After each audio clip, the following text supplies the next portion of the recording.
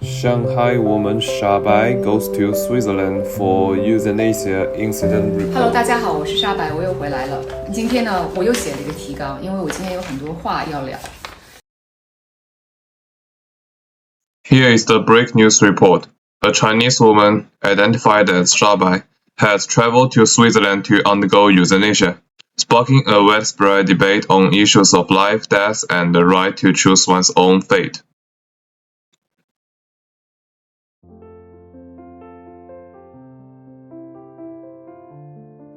Shabai, a 29-year-old woman from China, made the difficult decision to seek assistant death after struggling with a severe and incurable medical condition. Despite her efforts from her family and medical professionals, her pain became unbearable. And in seeking a resolution, she turned to Switzerland, one of the few countries in the world where euthanasia is legal under strict regulations.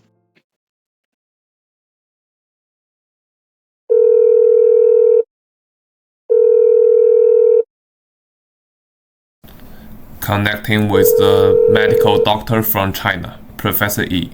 Hello, Professor Yi. Why Shabai go to Switzerland take euthanasia? Well, in Switzerland, euthanasia is legal under specific conditions and is strictly regulated. In contrast, Chinese laws regarding euthanasia are unclear. This incident has sparked an in-depth discussion on the legality of euthanasia and its ethical implications. Professor Yi, what's your opinion on Shabai's decision? Actually, Shabai's case reflects the complexity of mental health issues. Legalizing euthanasia requires balanced respect for individual choices with the protection of life.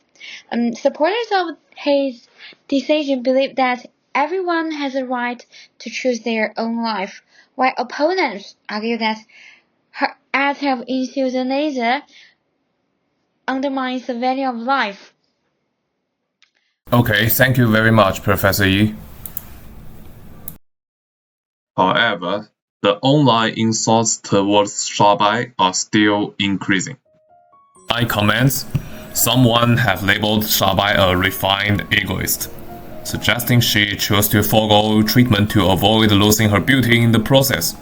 Others claim she planned it with her cousin to donate a kidney for dialysis, arguing that she hasn't been experienced real hardship and is unable to cope with even the smallest of the difficulties. However, there's another viewpoint online. As the first Chinese woman approved to assisted suicide in Switzerland, some admire Shabai for her courage. They applaud her decision to take control of her own death and choose to pass away with dignity. This is the voice of a blogger who spoke up after seeing the negative comments surrounding the issue. Her perspective is fresh and has gained some recognition online. Let me share her words.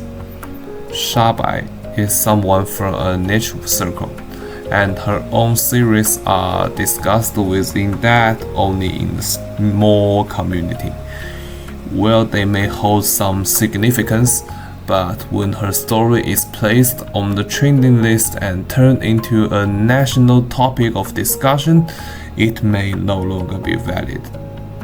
No country encourages its citizens to give up on life. So I don't agree with her views, nor do I condone her actions.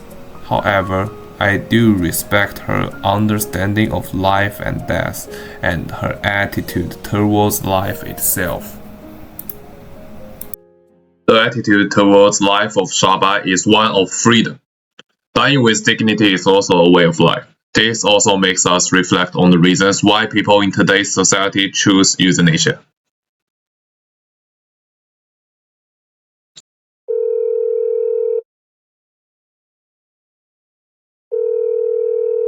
What kind of person do you think would choose euthanasia? People who tend to choose euthanasia are usually those who find their physical and mental suffering unbearable, and their treatment options are nearly exhausted. Additionally, this decision is often rooted in a strong personal emphasis on quality of life, dignity, and autonomy. Shanghai's story challenges us to find a balance between protecting life and respecting personal choice. Thank you for tuning in. We will see you next time.